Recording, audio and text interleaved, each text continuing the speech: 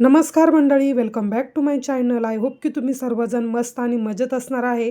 तर 2025 मधला शेवटच्या दिवसाचा हा आपला शेवटचा व्हिडिओ असणार आहे.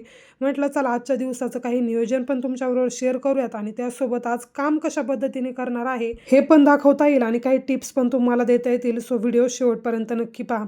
आज माझ्याकडे जसं फारसं काही काम नव्हतं, कारण की मला आज फक्त कटिंगचं काम जास्तीत जास्त उरकून घ्यायचं होतं. खूप दिवस झाले माझ्या असं लक्षात येत होतं की संध्याकाळी माझं कटिंग काही प्रॉपर होत नाही आणि नेक्स्ट डेला जर कटिंग करायला बसलं की मग जे पाहिजे तेवढं काम काय मला सफिशियंट होत नव्हतं. 2 ब्लाऊज कट केले की तेवढे शिवायचे आणि नंतर मग कंटाळा येऊन जायचा. म्हटलं आज जे काही मी 3-4 त्या क्लायंटचं काम घेतलं होतं, एकाच घरातल्या त्या कॅरी बॅग होत्या, त्यामधील सर्वच ब्लाऊज मी कट करायला घेतलं होतं. आणि प्लस पॉईंट म्हणजे सर्व जे ब्लाऊज होते ते सिंपलच होते. 1-2 ब्लाऊजचे मला फक्त फुगा स्लीव्ज बनवायच्या होत्या. बाकी सर्व सिंपल लेस, नॉड असंच काहीसं बनवायचं होतं. त्यामुळे एकावरती एक अस्तर ठेवून सर्वच ब्लाऊज मी सुरुवातीला कट करून घेईल आणि अगदी काम सोपं होऊन जाईल. ज्यावेळेस डिझायनर ब्लाऊज येतात ना, वेळ पण तेवढा जातो, कटिंगला पण जास्तीत जास्त वेळ द्यावा लागतो. कुठे काही फरक होईल का? फिटिंगमध्ये प्रॉब्लेम येईल का? अशा पद्धतीने कटिंग केलं तर चालेल का? हा सर्व विचार करूनच मग ते कटिंग करावं लागतं. आता एवढे 6 ते 7 ब्लाऊज माझे कट झाले. त्यानंतर मग बाकी सर्व ज्या कॅरी बॅग होत्या त्या व्यवस्थित अरेंज करून घेतल्या आणि आता मी फक्त एका क्लायंटचं त्यांचं काम राहिलं होतं, जे की मला इथे टाकून घ्यायचं होतं.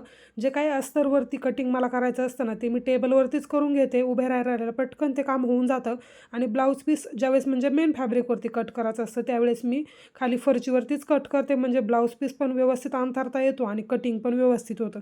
बऱ्याच ताईंचं म्हणणं आहे की आम्ही घरातून काम करतो, पण आम्हाला कस्टमर काय भेटत नाही. त्यासाठी जास्त काही कष्ट घ्यायची गरज नाही. अगदी सोप्या भाषेमध्ये तुम्हाला सांगते.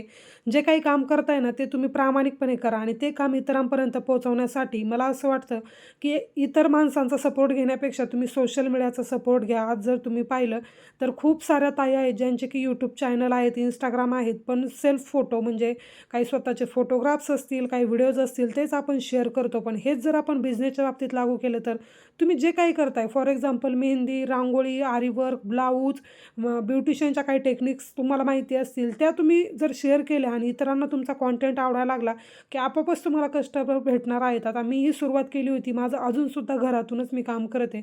तरीसुद्धा मला लांबून ब्लाऊज शिवायला येतात. याचं कारण म्हणजे मी जे काही काम करते ना, ते फक्त मी सोशल मीडियावरती दाखवलं. इतरांना ते आवडू लागलं आणि त्यातूनच मला कस्टमर भेटले.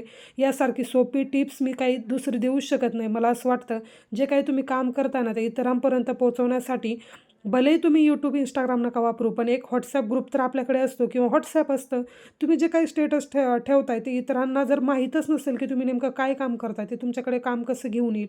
भलेही तुम्ही सिंपल ब्लाऊज शिवा, कटोरी ब्लाऊज शिवला, त्याचं एखादं स्टेटस ठेवलं, समोरच्याला आवडलं किंवा फिनिशिंग वगैरे व्यवस्थित दिसतंय, ते ऑब्व्हियसली तुम्हाला विचारणार आहे आणि असे करून तुम्ही अनेक कस्टमर जुळवू शकता.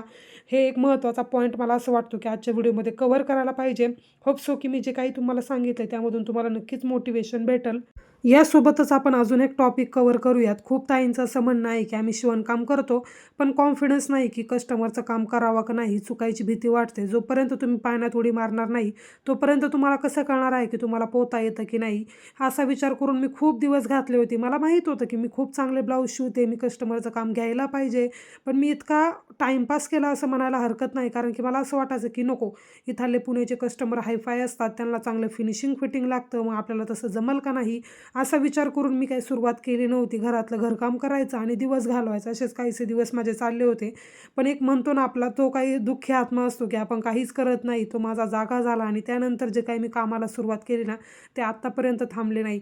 विचार करण्यामध्ये जेवढा वेळ घालतो ना आपण, त्यापेक्षा जर दुपटीने वेळ तुम्ही कामामध्ये लावला ना, होप सो तुम्हाला सक्सेस लगेच आणि लवकरच भेटेल. तर असं काहीसं आहे. ज्यावेळेस तुम्ही सुरुवात करताल ना, त्यावेळेस काही दिवस तुम्हाला डिफिकल्ट जातील. चुकतील कस्टमरचे कामं, चुकू द्या. मला असं वाटतं, जो चुकतो ना तोच शिकतो. एकदा चुकेल, दोनदा चुकेल, कस्टमरचं बोलणं ऐकून घ्यावं लागेल, त्यांना बिघडलेला ब्लाऊज व्यवस्थित करून द्यावा लागेल. तुम्हालाही डिमोटिवेट झाल्यासारखं वाटेल. पण एकदा जर तुम्ही मोटिवेशन घेऊन जर कामाला सुरुवात केली आणि तुमचा कॉन्फिडन्स तुम्ही एकदा गेन केला ना, मला असं वाटत नाही की आपण मागे पडतो. तुम्हाला नक्कीच ते काम छान पद्धतीने जमायला लागतं आणि तुम्हालासुद्धा काम करायला हुरूप येतो. तसंच काहीसं माझ्या बाबतीत काही दिवसांपूर्वी झालं होतं, जो की मी अजूनपर्यंत मी स्वतःला तरी डिमोटिवेट करत नाही. कधी-कधी मला असं वाटतं, एखाद्या कस्टमरची जर काही कंप्लेंट आली तर असं वाटतं, नाही यार आता यांचं चुकलं, अजून एखाद्या कस्टमरचं चुकेल. पण आपण म्हणतो ना, जसं आपण विचार करतो ना, तशाच गोष्टी घडत जातात. त्यामुळे नेहमी पॉझिटिव्ह विचार करायचा आणि पॉझिटिव्हच ऐकायचं आणि बोलायचं. नेहमीच सगळीकडेच तुम्हाला सकारात्मक गोष्टी दिसायला लागतील. हा माझा पर्सनल अनुभव आहे. तिसरी आणि महत्त्वाची गोष्ट मला अशी सांगावीशी वाटते, ज्यावेळेस तुम्ही एखाद्या मैत्रिणीसोबत तुमचं बोलणं झालेलं असतं आणि ती सततच निगेटिव्ह बोलत असेल, नाही आपल्या नशिबी तर धुनी भांडी चाललेली आहे, आपल्याला तेच करायचं आहे, मुलांना सांभाळायचं आहे, हे सोडून आपण काय करणार आहे, आपण आपले विचार सोडून तिच्या विचाराने काम करायला लागतो. त्यामुळे जे काही तुमचे फोन कॉल्स असतील, मेसेज असतील, अशा सिलेक्टिव्ह लोकांसोबत तुमचं बोलणं ठेवा, काम करणं ठेवा, ज्यांना की स्वतः मोटिवेट व्हायला आवडतं, ते पण काहीतरी करतात आणि तुम्हालासुद्धा मोटिवेट करतात काहीतरी करायला, अशासोबतच तुमचे कॉन्टॅक्ट ठेवा. आता थोडीशी एक पर्सनल गोष्ट शेअर करते.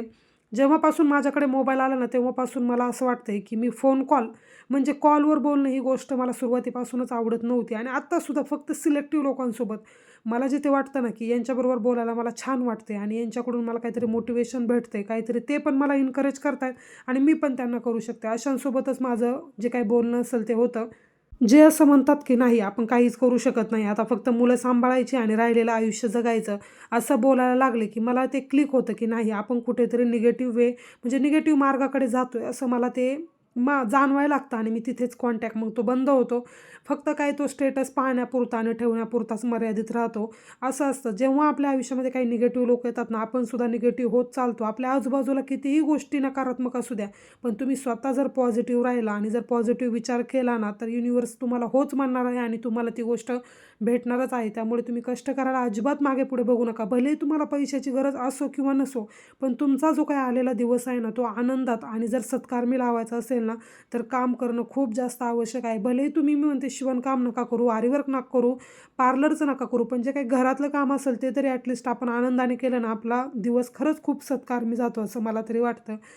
सो शेवटच्या दिवशी मला एवढ्या 2-3 गोष्टी सांगून तुम्हाला फक्त एक पॉझिटिव्हनेस द्यायचा होता, जो की मला असं वाटते जे काही माझ्या मनामध्ये होतं ना, ती सर्व ज्या काही गोष्टी होत्या ते मी तुमच्याबरोबर आत्ता शेअर केलेल्या आहेत. त्यासोबतच आता जे काही ब्लाऊज कट केलेत त्यातले काही स्टिच करायला बसलेत. आज फक्त मला 4 ब्लाऊज त्यांना द्यायचे होते. साडींना मी ऑलरेडी पिको फॉल वगैरे जे आहे ते केलं होतं. हातशिलाईसाठी बाहेर देऊन आले होते. त्या बोलल्या की मी संध्याकाळी देते. म्हटलं चला आता ब्लाऊज पण तयार करून घेऊयात. तसे तर धाग्यांचे बॉक्स इतके आहेत, पण त्यामध्ये मॅचिंगचा धागा सापडायचा म्हणला की प्रॉब्लेम होऊन जातो. कधी-कधी ब्लाऊजचे कलर म्हणा किंवा कलरमध्ये व्हरायटी म्हणा इतक्या जास्त आल्यात की एक-एक धागा ठेवून पाहावं लागतं की हा होईल का, तो होईल आणि नाही झाला ना, मग तेवढ्या धाग्यासाठी फक्त तो आणण्यासाठी तेवढा वेळ खर्च करावा लागतो. खाली जायचं म्हटलं की थोडंसं आवरून घ्या आणि मग खाली धागा घेऊन या. मग ते 15-20 मिनटं तर जातातच. त्यामुळे आता इथे माझा तो स्ट्रगल चालू होता. कॉफी कलर पण नव्हता ब्लाऊजचा आणि डार्क पर्पल कलर पण वाटत नव्हता. म्हणजे काहीतरी वेगळाच कलर होता. मला असं वाटलं की आता कपड्याचा मॅचिंग न पाहता अस्तरचा मॅचिंग पाहूयात, कारण की मग वरून काही जास्त दिसून येत नाही धागा, पण आतल्या बाजूने जर अस्तरला वेगळा कलर दिसला ना, ब्लाऊज अजिबात फिनिशिंगमध्ये दिसत नाही. त्यामुळे आता इथे माझं तेच चाललं होतं की व्यवस्थित मॅचिंगचा धागा पाहून घेऊयात आणि कलरमध्ये पण व्हॅरिएशन बरंच आलं आहे. त्यामुळे मोजके कलर किंवा मोजकेच अस्तर वगैरे ठेवण्यात काही पॉईंट नाही. आता विचार करते की अस्तर वगैरे सगळंच घेऊन येऊयात, म्हणजे तागे वगैरे आणले की थोडासा मग ताण कमी होईल, कारण की रामला पण आता घेऊन यायचं आहे आणि रामसोबत काही गोष्टी करायच्या म्हटलं की इम्पॉसिबल होतं. शॉपमध्ये गेला की अजिबात शांततेमध्ये तो काही काम करू देत नाही. सर्व ब्लाऊज इथे 4च्या 4 तयार झालेत. आता त्यांना ओव्हरलॉक वगैरे सर्वच झालेलं आहे. आता इथे प्रेस करून घ्यायचं. त्यानंतर मग हुक हातशिलाई करायच्या आधीच मला वाटतं प्रेस केलेलं कधीही बरं, कारण की हुक पट्टीला वगैरे प्रेस करता येत नाही. पण आता सुरुवातीला बसलेच होते तर सर्व ब्लाऊजला हुक वगैरे दिलं आणि आता कस्टमरसुद्धा येणार होते. त्यामुळे आता इथे प्रेस पण करून घेते. त्यानंतर मग व्यवस्थित त्यांचं सर्व काम किंवा जे काही फिटिंगचे ब्लाऊज वगैरे असतील ते सर्व व्यवस्थित, त्यानंतर साड्या ज्यांच्याकडे दिल्यात त्या घेऊन यायचं. म्हणजे असं बरंच काही ते लांब वेळापत्रक असतं. कामामध्ये कधी-कधी नियोजन बिघडतं, पण होतं. जर आपण करायचं ठरवलं तर होतं. आज अक्षरशः म्हणजे दुपारी 2 तास झोपूनसुद्धा माझे 4 ब्लाऊज झाले होते. तसं मी ठरवलं होतं की सगळे जे ब्लाऊज होते ते मी 12 ते 13 कट केले होते. म्हटलं 6 आज आणि 6 उद्या असं करूयात, पण नाही झालं. दुपारी 2 तास झोपल्यामुळे कसं थोडासा तो वेळ पण गेला. उठल्यानंतर नाश्ता, घरातली कामं हे सर्व पण होतं आणि त्यामध्ये ह्या गोष्टी मग राहून गेल्या. 4 ब्लाऊज झाले, त्यामध्येच मी सॅटिस्फाय होते. आता काम पण माझं आवरलेलं आहे आणि आजचा आपला शेवटचा वर्षाचा जो काही दिवस होता तो पण संपलेला आहे. वर्षाचा शेवटचा दिवस संपला आणि नवीन वर्षाच्या पहिल्या दिवशी आपण खूप साऱ्या गोष्टी ठरवतो. मी हे करणार आहे, मी ते करणार आहे, ह्या वर्षी माझे हे गोल्स आहेत. पण जर काही करायचं असेल तर वर्ष संपण्याची वाट बघू नका. जो दिवस प्रेझेंटमध्ये तुम्ही जगताय ना, त्या दिवसापासून कामाची सुरुवात करा. मग ते नवीन वर्ष असो, गुढीपाडवा असो, दसरा असो, अजिबात त्या दिवसांची वाट बघत बसू नका. जी गोष्ट करायची त्याची सुरुवात आजपासूनच करा. यश नक्कीच मिळेल. सो चला, याच मोटिवेशनसोबत आज मी आपला हा व्हिडिओ इथे संपवते. होप सो तुम्हाला आजचा हा व्हिडिओ माझा आवडला असेल. कसा वाटला ते मला कमेंटद्वारे नक्की कळवा. आणि हो, चॅनलवर जर तुम्ही नवीन असाल तर प्लीज चॅनलला सबस्क्राईब करा आणि Instagramवरती फॉलो करायलासुद्धा अजिबात विसरू नका. आणि कोणत्या टॉपिकवर तुम्हाला जास्तीत जास्त व्हिडिओ पाहायला आवडतील ते सुद्धा मला कमेंटद्वारे नक्की कळवा. आपण भेटूयात अशा छानशा नवीन व्हिडिओमध्ये. तोपर्यंत तुम्ही सर्वांनी स्वतःची काळजी घ्या. So take care friends and bye.